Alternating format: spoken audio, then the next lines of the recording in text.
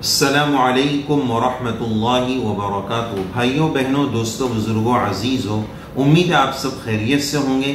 آج ہم آپ کی خدمت میں ایک مسئلہ لے کر حاضر ہوئے ہیں کہ بہت ساری مرتبہ ایسا ہوتا ہے کہ انگیجمنٹ اور منگنی کے بعد کا جو پیریڈ اور دورانیہ ہے اس کو بہت لمبا کر دیا جاتا ہے، تو جس کی بنیاد پر لڑکا لڑکی چیٹنگ سیٹنگ شروع کر دیتے ہیں، یہاں تک کہ پرسنل ملاقاتیں شروع کر دیتے ہیں، اور بعض مرتبہ تو ایسا ہوتا ہے کہ شادی سے پہلے ہی ہم بستری اور صحبت یہ سب بھی ہو جاتا ہے، یہاں تک کہ حمل بھی ٹھہر جاتا ہے۔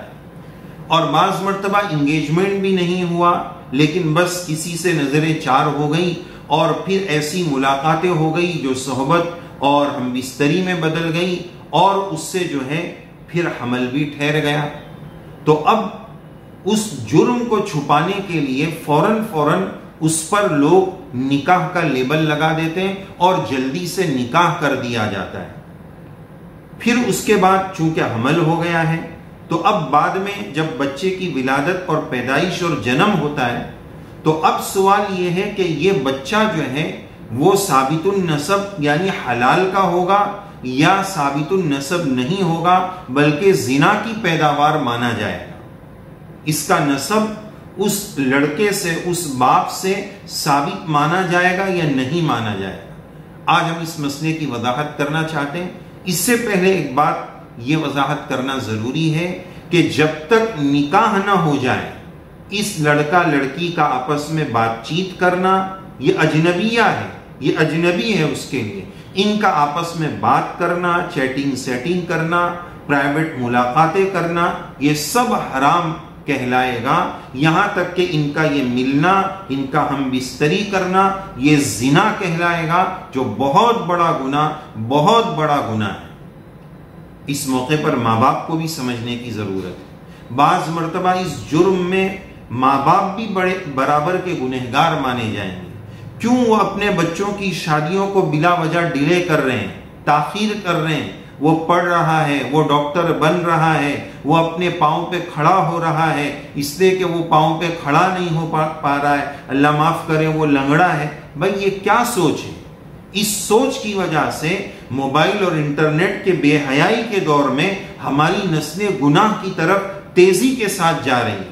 اور چور چوری کب کرتا ہے؟ جب اس کو حلال نہیں ملتا ہے تو وہ حرام کی طرف نگاہ اٹھاتا ہے۔ تو اسی طرح جب جوان بچے بچیوں کو حلال ان کے وقت پر نہیں ملتا ہے تو پھر وہ حرام کی طرف قدم اٹھاتے ہیں۔ تو ہم ماں باپ کی خدمت میں بہت ادب کے ساتھ درخواست کریں گے کہ صحیح عمر میں بچوں کے میچور ہو جانے کے بعد، سنجیدہ ہو جانے کے بعد، صحیح عمر میں مناسب رشتہ ملنے پر اس کا نکاح کر دیں، خواہ مخواہ اس میں ٹال مٹول اور ڈیلے نہ کریں، اس کی وجہ سے یہ مسائل پیدا ہوتے ہیں۔ تو اب آئیے مسئلے پر کہ اب جب اس کے بعد نکاح ہو گیا اور نکاح ہونے کے بعد وہ بچہ 6 مہینے کے اندر نکاح کے بعد سے 6 مہینے کے اندر وہ بچہ اگر پیدا ہو گیا تو وہ ثابت النسب نہیں مانا جائے گا۔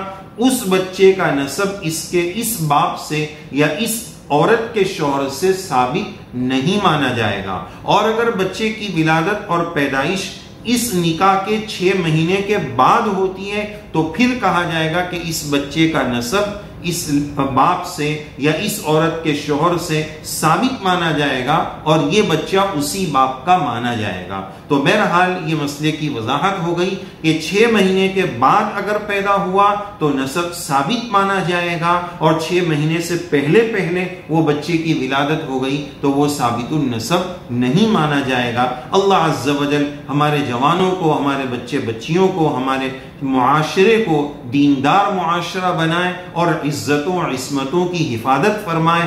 حرام کاری سے رب کریم ہماری نسلوں کی، مسلم معاشرے کی، امت مسلمہ کی، ہمارے ملک کی حفاظت فرمائے۔